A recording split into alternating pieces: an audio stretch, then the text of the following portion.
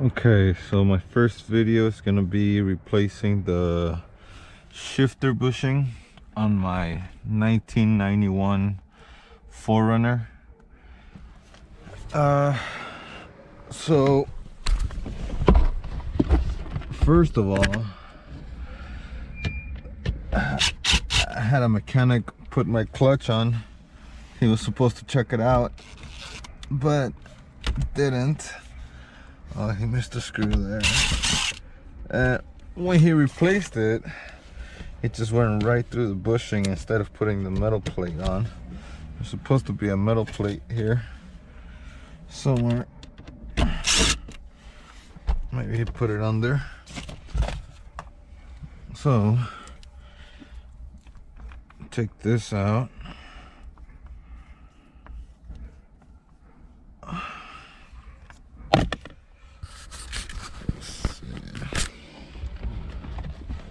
Oh yeah, he did. So this, it's not even supposed to be in there. How the hell did you get it in there? I don't know. They ripped the whole thing up.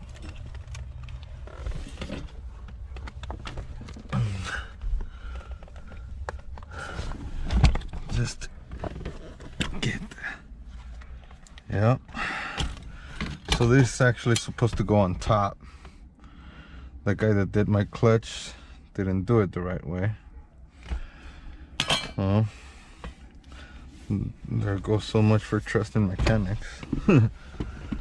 Yeah, so basically this one is just like a spring, and it's kind of opening like opening a soda.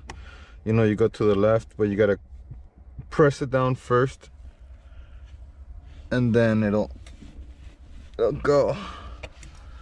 come out just like that.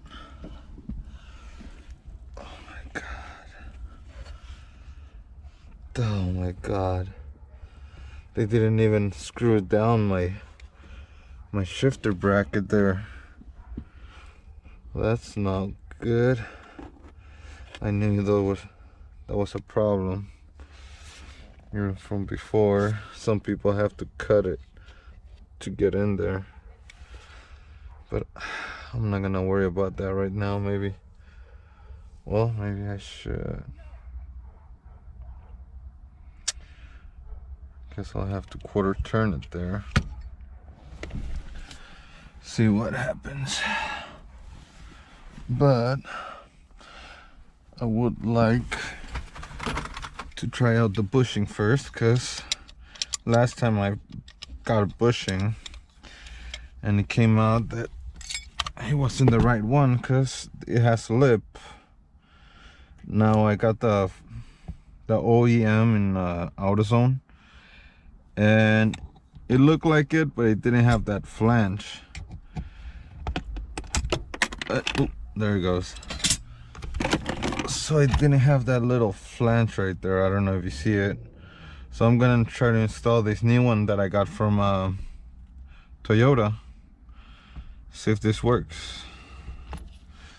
Now I need to put it up against something hard. So there it goes. Now let's try it out.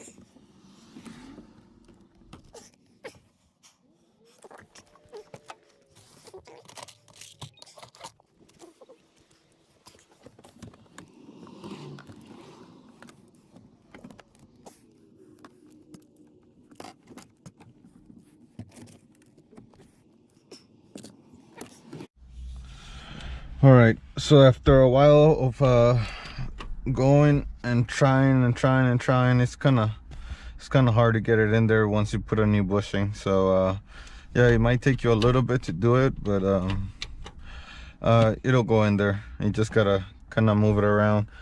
Now I wanted to make sure that it was gonna go in there, so right now what I'm gonna do is I'm actually gonna take it out and grease it, and I'm gonna get to those 2 bolts and tighten them up right now when I have a chance with everything off, and then I'll button everything back up and call it good. So hopefully everything goes okay. All right, so I guess those bolts I can only do like 3/8 of a turn, maybe a quarter turn. So this is probably gonna take a while. Gonna be interesting. Freaking mechanics. That's why I do most of my work. I don't really like people touching my cars, unless if it's really something that I really don't know anything about. Because most of the stuff nowadays you can just YouTube. I mean, you know, if you're pretty savvy with things, you can figure things out. You don't really need, you know, too much. Because sometimes, I don't know, like this problem right here, a lot of people were